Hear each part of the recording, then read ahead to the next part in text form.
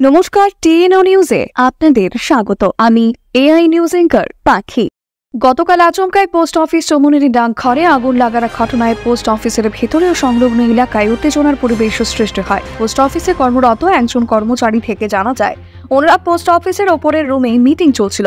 হঠাৎই নিচে অফিস রুমে ব্লাস্টের শব্দ শুনতে পেয়ে তাড়াতাড়ি ওনারা নিচে নেমে এসে আগুন দেখতে পান।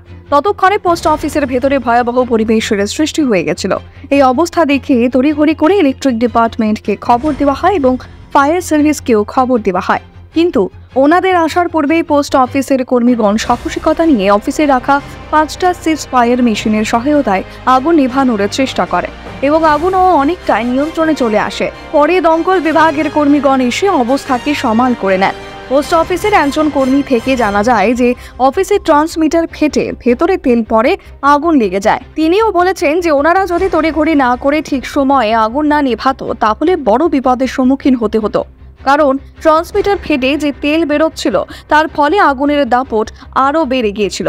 এখনকার মতো সংবাদ এ পর্যন্তই। পরবর্তী নিউজ ও আপডেটস দেখার জন্য অবশ্যই চোখ রাখুন টিএনও নিউজের পর্দায়।